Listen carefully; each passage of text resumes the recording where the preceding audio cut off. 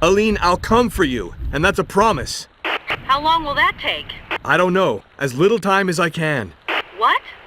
So if that doesn't tell you everything you need to know about the prowess of the New Nightmare's Edward Carnby, I don't know what does. So how do we get this cheap imitation? Well, just this chimera of 90s coolness. You have kind of Matrix-style trench leather jackets. You have Casper Van Dien's face from Starship Troopers. You have all these kind of X-Files sort of shadow organizations going on in the background. It really was just, let's look at what our charts tell us is cool right now and shove it all in over the game and not care about what exactly this character was. But a lot of magazines kind of hit the nail on the head. A review from X-Play called it a shambling clone in step with everything else at survival horror at the time. Why was this? Well, Resident Evil had just hit the pinnacle of its traditional style survival horror the year before with Codename Veronica. They would kind of muddle through a series of not so great side adventures until, of course, Resident Evil 4 hit and everything changed. So everything at this time between 2001 and 2005 were just these really bad clones, and that's where New Nightmare kind of sits. In this forgettable world of not really good and not really bad, but okay. Am I wrong? Has this become some sort of a cult following game or a hidden gem sort of game? Well, let's look at the facts and see if it's blatant plagiarism or just a good game that fell upon bad circumstances. First and foremost, I want to play a little game with you. One of these things is not like the others. One of these things doesn't belong. Resident Evil. Alone in the dark. Resident Evil. Did you spot it? Did you find the one that was different? Because they sure did a good job of trying to make sure that it sounded exactly like it. Carnby? Carnby, come in. Let me digress a little bit. Aside from the obvious copying of everything Resident Evil, and kind of shifting to what the gameplay is actually like, one of the things that's irritating about this game is that it does have that 90s extreme-ism, where everything has to be cooler than it needs to be. Instead of having Carnby's typical 38 that he carried in the old games, it has a 38 with 2 barrels. Now this sounds kind of super cool. It has 2 barrels and it shoots 2 bullets at once. But it doesn't make it more of a badass weapon. You still have to shoot your average garden. Now this is like the first enemy you bump into. Average garden variety monster. You're shooting him, emptying a clip, reloading, and shooting about 6 more times just to get him dead. So why have these souped up weapons that are supposed to have, you have a triple barrel shotgun later in the game, a double barrel 38? What is the point of that if you're going to have to tediously put 18 bullets into every garden variety monster? That's not my biggest problem with the combat. My biggest problem with the combat is it can be summed up with one noise.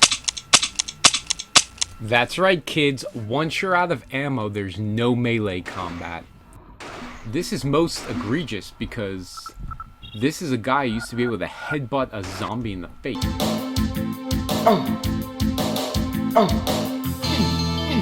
This was a guy that used to beat to death a man with 2 guns with a cutting board in a Santa Claus suit with nothing but his wits. So maybe you think I'm being nitpicky, but this can be a problem later in the game because zombies respawn and there's plenty of tight hallways where you can basically get stuck if you run out of ammo. Also exacerbated by the fact that you have these extreme 90s weapons that aren't more powerful, but they're just wasting ammo for the sake of shooting 3 shells at once. Besides, shouldn't your survival horror protagonists be able to use melee attacks? Then again, maybe removing melee attacks from survival horror protagonists might have been a good thing. Still, all kidding aside, I think this game does have some good points. You have some good boss fights here. The mansion itself is pretty atmospheric, and so are the grounds that surround it. It has a serviceable story that fits the plot and kind of overall tone of the game. Also, the weapons can be fun to shoot. I think for the time they have a good feel, a good kickback. Despite all my complaints about how they just waste ammo for the sake of looking cool, which I stand by, most of them are pretty fun to use, especially when you get to the late game. You get some lightning weapon thingies that really kind of separate it a little bit from its competition. So these are kind of the bright spots amongst the mundane. However, the mundane is kind of this game's biggest sin. When you watch a B horror movie, there's pleasure to enjoying how bad the lines are. The Jill sandwich, the master of unlocking, these lines will live forever. This game is so average. The voice acting isn't bad enough to be memorable, but it isn't good enough to not be annoying.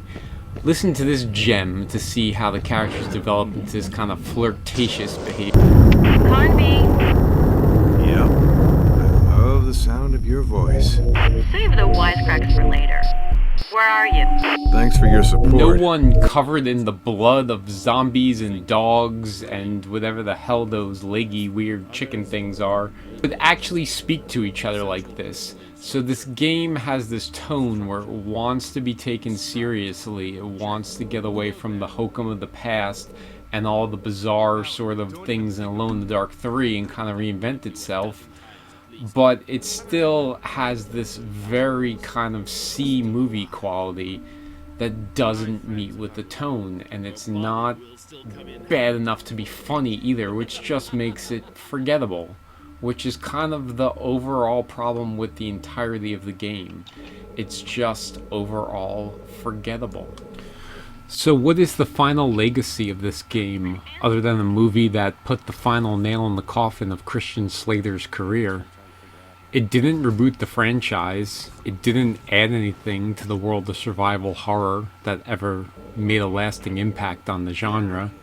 It just kinda was. And I don't begrudge people who have fond memories of this game, because like I said, if you were young when the Dreamcast came out, or you had it on your PS2, it was a fairly good game.